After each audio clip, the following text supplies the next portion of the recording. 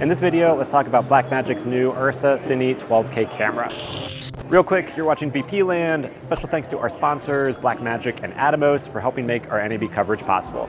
And now back to the video. All right, I'm here with Bob again. Tell us, what do we got here? This big camera? This is our new URSA Cine 12K camera. So it's a completely new design from our original URSA Mini. So we built it from the ground up. We decided what can we do to put everything we've always wanted in a camera, right? So really what we've done is created a camera from scratch, but it has a lot of the sort of feel for what the other cameras were, but just some better components to it. And what I mean by that is, like, for instance, on this screen, if I pop it out, it's a fully articulating screen that can flip back in. You'll also notice that behind here is our storage. So this is a media module that's a 8 terabyte media module that comes with the camera. And if I pop it out, I'll show you. I can pull out the media, right? And then this media, which will hold, we have a 8 terabyte and a 16 terabyte drive. 8 terabyte drive will record 4 hours of 12K, so it's a lot. And you can either pull the media directly off the camera with the 10 gig Ethernet port, or put this into our media dock. It has 3 slots on the media dock, so you can build a DIT card, things like that. The other thing is, you'll notice that there are antennas on top, and that's for the Wi-Fi connection. So you can actually connect the camera Wi-Fi, so people can either watch live, or you can just move the media. And is this integrating with Blackmagic Cloud? Correct, right. So through the Blackmagic Cloud service, we're able to move both proxies and Blackmagic RAW files through the cloud service to get to the shared project for editors, start working straight away, things like that. And it also, as I mentioned, we have the 10 gig port over here.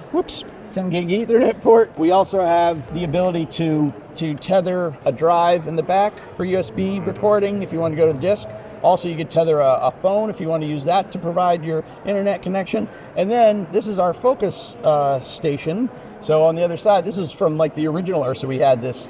And it's great because you're able to use it for a myriad of things, but also, even if you can access menus. This shows you that we have 12K, 9K, 8K, 4K, a myriad of different frame rates and sizes, Blackmagic RAW. And then in the monitoring, we can, this is the LCD2, so you can pick what you want to see on this area. It really is kind of cool. And when you're using, you can actually set points on the focus puller. It recognizes the lens, so it knows exactly where you are in terms of the lens from open to close on the iris, as well as the full range of the focal length. So we use a little AI for it to actually learn the lens so that it has the full range of the lens, both in the iris and the focus. Can you explain that a little bit more? So how's that working? What you do is when you put a new lens on it, it recognizes the new lens, and then you open it all the way up and then close it all the way down, so it knows the range and it measures it and knows where you are from fully open to closed.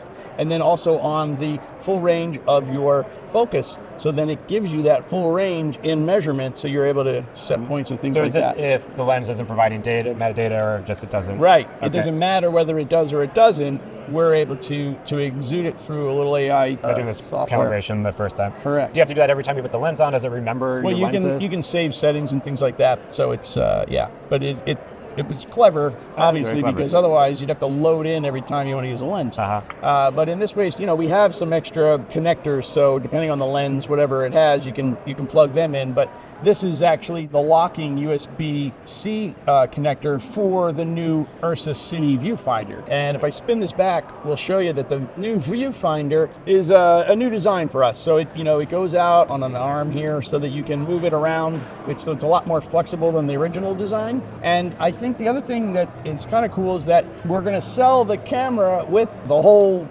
EVF attached. Like, you can buy it with that. It comes in a shipping case. I mean, it's like, it's pretty clever the way that they basically did what everybody was. It's like, what can we put in here that everybody wants? And I think they didn't work on price until at the end, right? It was like, well, whatever costs, it costs. And fortunately, I think it's expensive for Blackmagic, but not necessarily an expensive camera. But it's really just, a full-blown cinema camera with a new sensor, It's got 16 stops of dynamic range. There's also, we're showing a tech display of the new 65 millimeter version of the sensor that will be for the 17K version of the URSA Cine down the road. But we brought it today to show people where we are, and we have some of the sensors there to see the evolution in size. You know, we had a 12K camera before. This is a much larger 12K camera, so it's large format. And it comes, you can get an EF mount, PL mount, and then the LPL mount. So you can really put on almost any lens that you need. But, you know, it's really a good series camera. It's got an OLPF on the sensor itself, and it has the 0, 2, 4, and 6 stops of ND filters. Filter. Yeah, Okay. yeah. Audio inputs. Yeah, so there's 2 XLRs up top here. It also has onboard camera microphones as well. So there's a lot that you can use in terms of audio. You know, like I said, it incorporates a lot of features that guys have been trying to ask for years. And one friend said, I asked for 10 things, you gave me 12. I'm like, cool. Pricing and availability. Yeah, so they're going to roll out over the next month or 2 or so. The camera without the EVF is $15,000 roughly, and then it's about $16,700 or somewhere in that area. So, you know, as I say, expensive for Blackmagic, not necessarily expensive cinema in the camera world. range, not that expensive. Yeah, in that range, right.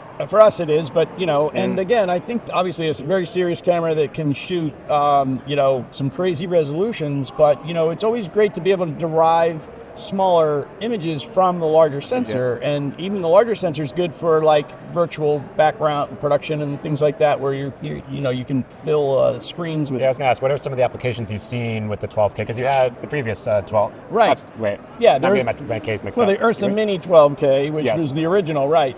That 12K sensor showed us that people were shooting for 12K, because if you shoot 12K and you're going to finish in 4K, say, you can then stabilize as if you had a Steadicam, right? And you can also pull out 11 segments of 4K from that sensor. I think it's probably more in this because it's larger. And so it really gives you a lot of great ways to use them if you're shooting, say, wildlife or whatever. You know, you can get a little further back so you don't get mauled.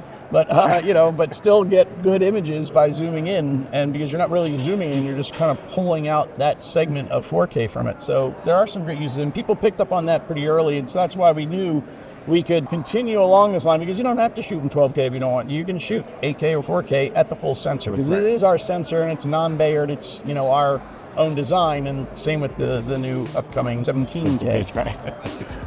Okay, thanks so much, Bob. All right, thank you.